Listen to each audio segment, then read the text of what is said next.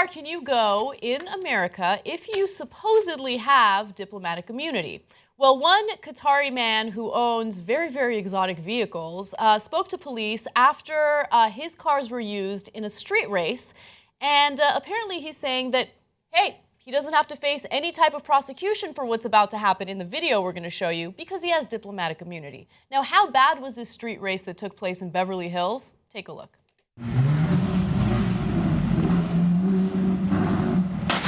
Oh, shit, dude.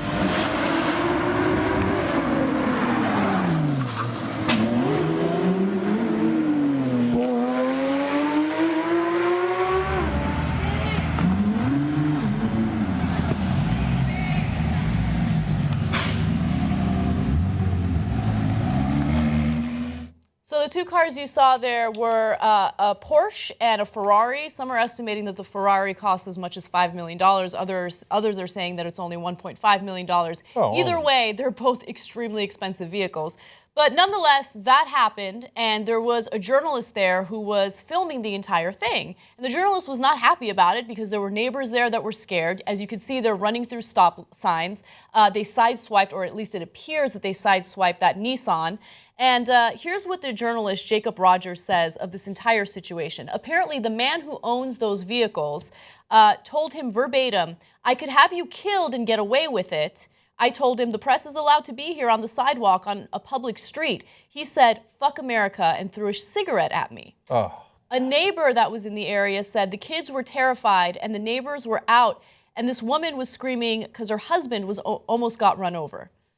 Okay, these guys who are racing are exactly the kind of people I can't stand. Yeah. Okay, privileged. They think they're literally, in this case, above the law, right? And people get mad at, like, Ahmed Mohammed, the 14-year-old kid. You want to get mad at somebody, get mad at these guys who are so privileged and then come here and say, "Fuck America"? Are you kidding me? Right? And of course, these guys are from the Gulf. We love those guys. Saudi Arabia, Qatar, all those places. America is like, yes, allies, allies. They give us cheap oil. We love them, right? Right.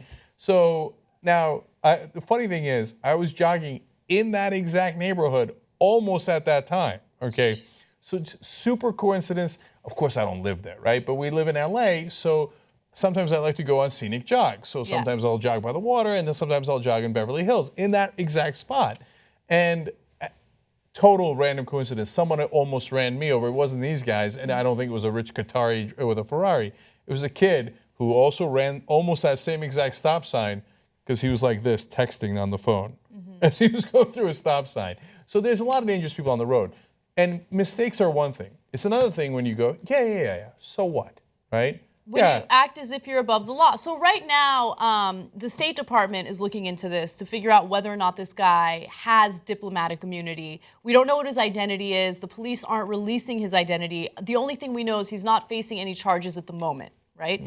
They didn't issue a ticket because the police weren't there as the street racing was taking place, even though there's evidence showing what happened, right? Anyway, if this is something that's protected under diplomatic immunity, we need to really consider reforming diplomatic immunity. Because the whole purpose of diplomatic immunity is to make sure that people who are, of one mindset, who have one political belief, can go to other countries and still practice their political beliefs without any worry that they're going to be, persecuted for it, right? And this is not that, okay? This has nothing to do with a political ideology. This has nothing to do with protecting people. This is basically giving people the ability to act in a very, very dangerous way and act as if they're above the law. So part of the reason for diplomatic immunity is, for example, if you're a Westerner and you're a diplomat in a Gulf country and your diplomat happens to be a woman and she doesn't cover her head, or the diplomat's wife or daughters don't cover their heads, well, you don't want to be arrested for that, right? Because you're an American who's representing your country there, or German, or whatever it might be. That's one of 1,000 examples you can give. Now, reforming diplomatic immunity is incredibly hard because lines are hard to draw here. Oftentimes, it does get abused, and then when it does, it's maddening. And then when they have this attitude on top, it drives everybody crazy. But, they think that they can't be touched. But, you know, at some point, you got somebody who almost gets run over, or God forbid, if their kids almost got run over, you're going to get touched. Yeah, exactly. So what if someone got killed during this race?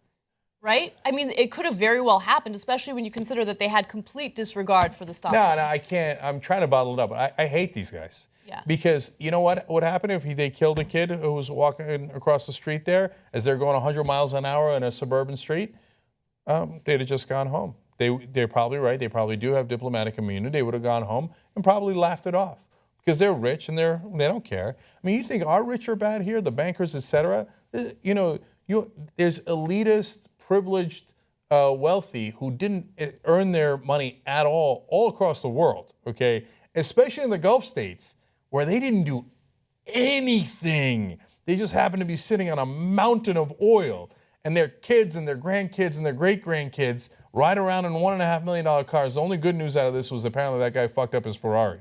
Okay. Which could possibly cost $5 million. But what does he care? Because he's like, I didn't earn. He has no idea the concept of money. He's never earned money in his life, right? You think that guy worked hard for that Ferrari? He doesn't even give a shit about the Ferrari. He doesn't care about anything. That guy's a danger, okay? Yeah. And then, I mean, look, but just don't push people, man. Don't push people. You endanger people's lives and you say, fuck America, and you're asking for trouble. Nobody wants trouble. Nobody wants trouble, but don't ask for it, man.